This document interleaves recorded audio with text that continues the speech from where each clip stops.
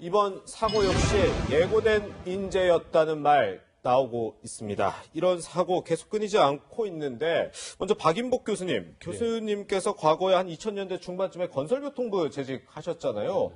뭐 그때도 그렇고 그 뒤로도 그렇고 이런 대형 화재 사고 그리고 인명 피해 뭐 하루 이틀 있었던 게 아닌데 왜 이렇게 끊이지 않는 걸까요? 그래서 이제 더 확실한 이제 합동 감식이나 조사 결과가 나와봐야 되겠습니다만 나오는 것만을 보면 이게 인재일 가능성이 높다.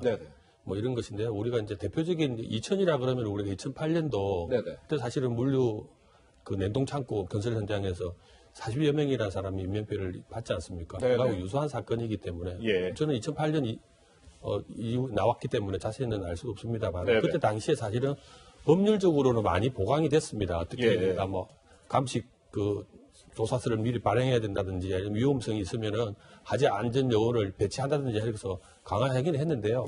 여전히 이 사건을 보면서도 아직 현장에서는 그것은 시정되고 있지 않다. 그리고 이게 대책을 보면은 서류로 제출하는 겁니다. 이렇게 해서 조치하겠다. 주의를 받으면 행정적 명령 받으면 또 서류로 보강해서 또 올리기도 하고 심지어는 이걸 대행해주는 회사도 있다는 거 아니겠습니까? 형식적인 것에 그쳤기 때문에 현장에서는 여전히 이런 것들이 지켜지고 있지 않다. 이런 것들 간단히 보면은 사실은 처벌 문제도 있습니다. 이게 만약 사고가 나면은 뭐 발주처 예를 들면은 이 대표이사는 뭐 예를 들면은 뭐 한 2천만 원 정도 벌금을 내는 정도로 그치거든요. 이런 것들이 인명경시 풍조를 낳은 게 아닌가. 좀 그런 것들 측면에서 이번 사건이 안타깝습니다. 특히 오늘은 근로자의 날 아니겠습니까? 이런 측면에서는 사연들을 보면 다 안타까운 것도 많고 하니까 이럴 때 혹시 우리가 코로나19 때문에 이런 사각지대가 생긴 거 아닌가. 이런 것도 한번 반성해 볼 문제입니다. 그렇죠. 점검을 해봐야겠죠. 어쨌든 뭐 이런 현장 확인 형식적이었는지 이런 부분은 지금 이제 2차 합동 감시까지 계속 진행이 되고 있기 때문에 좀 더 확인이 필요할 것 같습니다. 네, 변호사님 또 하나 좀 여쭤보고 싶은 게 지금 현장에서 일한 직원들의 증언에 따르면 안전 수칙이 제대로 준수되지 않았다라는 거거든요. 화재 원인이 밝힐 때 이제 과학적인 원인이야 사실 이제 국가수에서 감식을 해요. 그래서 국가수에서 감식해서 과학적으로 원인은 밝혀지는 거고 그게 나오면은 결국 이제 보상의 문제가 있고 피해자의 보상의 문제가 있고 그다음에 그 가해자들의 어떤 법적 처벌 문제가 있지 않습니까? 그러니까 법적인 책임을 따져야 되는 거죠. 그래야 아마 보상 문제, 형사 책임 문제가 나오니까요. 근데 이제 보시면 형사에서 이제 말한 직원들을 보면 이제 산업안전보건법에 나와 있는 규정들을 안 지켰다는 거 아니겠어요? 그러니까 원래는 이제 불꽃 튀장 용접할 때 덮개 설치해야 되는 건데 덮개 쓰지 않았다는 증언이 진술이 나온 거로 보이고요. 그리고 나중에 문제가 생겼을 때 이제 그 작업자들 대피 돕는 전담 인력 배치하는 거 배치를 해야 되는데 화재 감시하는 전담 인력 없었다는 증언들이 나왔다는 거고요. 소화기 설치해야만 되는데 소화기 안 보였다는 어떤 진술들이 나오는 걸로 봐서 일단 국가수의 감식 결과가 과학적인 어떤 화재 원인이 되는 결과가 나오면 그 이후에 그 관련자들에서 법적 책임을 따져야 되는데 아마 책임을 면하기는 어려울 것 같아요. 그렇게 되면 형사처벌도 받아야 되고 민사상으로도 역시 손해배상 책임을 부담할 수밖에 없겠죠. 어쨌든 이번 건물 같은 경우는 지금 완공된 건물이 아니고 공사 중인 건물이었는데 이럴 경우에도 뭐 건축법, 소방법 이런 관련 법들이 뭐 반영이 되는 거예요? 그 문제는 상관은 없어요. 어차피 이제 건물이라는 건 우리 민법상으로도 그러니까 우리 터 닦기만 하고 땅 파잖아요. 그때는 건물이라고 안 보는데 보면 주벽하고 천장, 기둥 이런 것들이 다 돼 있으면 그건 건물로 보거든요.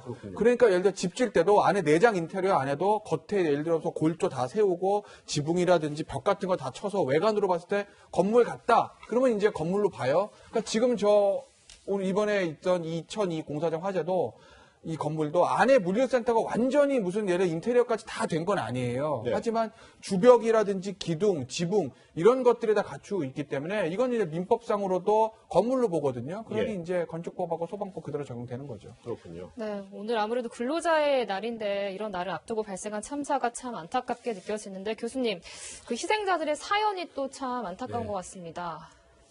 이게 우리가 공사 얘기할 때 이게 2개월을 앞두고 있다고 했지 않습니까? 완공 시점은. 그 완공 시점이 앞당기면 사업주 입장에서는 굉장히 공기에 대한 압박감이 큽니다. 왜냐하면은 그게 연체되면은 비용이 더 과다하게 나가기 때문에 그래서 아마 이게 특히 밑에 스티로폴 행사를 할 때는 화재와 관련된 동기를 못 하게 되어 있거든요. 아마 근데 정원들을 보면은 동시다발적으로 공사가 진행됐다라고 보니 그래서 인부들이 더 많이 투입됐겠죠. 70여 명이 투입됐다는 거 아니겠습니까? 네. 네. 그런 관련해서 정말 그 안타까운 사람이 많이 나오는데요. 심지어는 지하에서 화재가 났는데 2층에서 뛰어내리던 분이 네. 그 부자 아버님과 아들이 뛰어내리는데 아버님 돌아가시고 아들은 살아나서 아버지를 찾는다든지 또 거꾸로 반대적인 상황도 있었다 그럽니다. 특히 예. 이게 공사장이 갑자기 폭발성이 강한 물질이 올라오면서 화재도 올라오고 연기도 올라오면서 출구도 제대로 찾을 수 없는 상황. 예. 사실은 이거 완공된 공사장 같으면 출구를 위한 비상등이 켜지고 했을 텐데 네. 이런 것들이 전혀 준비되지 않은 상태에서 우왕좌왕하다가 시기를 놓쳐서 아마 안타까운 죽음을 맞이하는 것들이 많지 않을까 싶은데요. 네네. 어쨌든 지금 이런 문제가 터졌으면 또 다른 대책을 세운다고도 난리들이기도 한데 예. 이게 사례가 한두 번이 아니었기 때문에 그렇죠. 우리 국가의 선진국이라는 것은 결국엔 이런 사고를 줄이고 얼마나 예방할 수 있느냐가 선진국이냐 아니냐 판가름하는 문제거든요. 예. 다시 한번 이 부분에 대해서 공직자들이 과연 이런 참사를 막을 수 있음에도 불구하고 못 막았다면 그 책임은 온전히 정부가 져야 될 문제입니다. 네. 어쨌든 지금 과거 사건을 통해서 이번 사건이 어떻게 좀 진행이 될지 우리가 또 예상을 해볼 수 있을 것 같은데 아까 2008년에 있었던 이천 냉동창고 그 사고 얘기를 해주셨잖아요. 그 당시에는 좀 책임자 처벌 어떻게 이루어졌었나요? 책임자 처벌이 뭐 2천만 원 정도의 벌금을 벌금이요? 정도에 멈췄다는 얘기가 나왔고요. 예, 예. 그다음 이게 12년 전이지만 그 이후로도 이런 사건이 많이 있었는데도 불구하고 처벌이 최근에는 뭐 400만 원 벌금이 나온 사건도 있었고 인명사고 있음에도 불구하고 비슷한 사건이네요. 예. 그리고 최근에 뭐 우리가 알다시피 제천에서 또 그 사고가 났지 않습니까? 그랬죠, 스포츠센터 예. 사고도 있었고 그런데 이 정부가 나세웠던 것이 안전한 대한민국을 만들겠다고 했지 예, 않습니까? 적어도 이 정부에서 약속했던 점들이 과연 지켜졌는지 네네. 이 점검을 통해서 아마 한번 유추해봐야 될 부분이 많을 것 같습니다. 그렇군요. 네, 변호사님 그런데 그 지난 2018년 12월에 이제 이른바 김용균법이 통과되지 않았습니까? 이게 뭐 안전사고에 대한 사업주나 이 원청 업체에 대한 처벌을 강화하는 건데 그러면은 이게 그 이번 참사의 처벌에도 영향을 미칠 수 있을까요? 그렇죠. 이제 그 김용균법이란 게 뭐 아주 대단한 새로운 걸 규정하는 게 아니라 네. 사업주의 의무를 좀 강화하고 의무를 좀 부과하고 그다음에 처벌을 강화하는 거예요.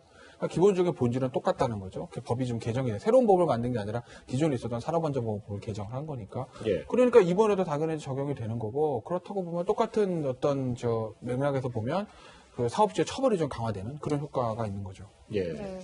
지금 뭐 아까 박인복 교수님께서 말씀해 주셨지만 이런 비슷한 사고 최근에 계속 반복이 되고 있습니다. 제천에서 있었던 스포츠센터 화재 그리고 2018년에는 밀양에서 세종병원 화재 등이 있었죠.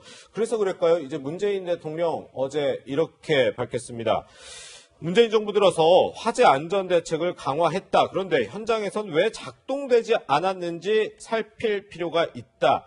빈틈없는 화재 안전 대책과 실천 방법 강구돼야 한다. 이게 문재인 대통령의 당부가 있었기 때문에 이런 사고 재발하지 않도록 좀 어떤 대책 좀 세워야 될까요, 지금? 아까도 우리가 이제 그 이전에 말씀을 드렸습니다만 이게 서류로만 왔다 갔다 하고 네. 현장 점검이 잘 안 되고 있다든지 이런 경우가 있기 때문에 어쨌든 지금 중앙정부가 다 할 수 있는 건 아닐 겁니다. 예, 예. 우리가 보면은 이천이라는 도시가 물류 거점이 되는 이유는 뭐냐면 도로망이 잘 되어 있기 때문에 그 물류 단지가 많이 생기는 경우도 있는 것인데 네네. 예를 들면은 우리 화물유통 촉진법 같은 게 있습니다. 네. 그러면은 물류 단지를 지을 때 집단에서 짓는다든지 네. 소방안전법이라든지 아니면 건축법을 더 강화시켜서 그걸 종합적으로 관리할 수 있는 체계 시스템 이런 걸 만든 게 필요할 것 같고요. 네. 그리고 이제 그 형식적으로 일어나는 이런 문제에서 공직자들도 반드시 책임을 묻는 네. 지금 사업주와 이런 면 책임이 있는데 예. 그걸 해태한 등한시한 공직자들한테도 처벌이 가는 그렇게 해서 좀 촘촘하게 이 부분을 갖다 해서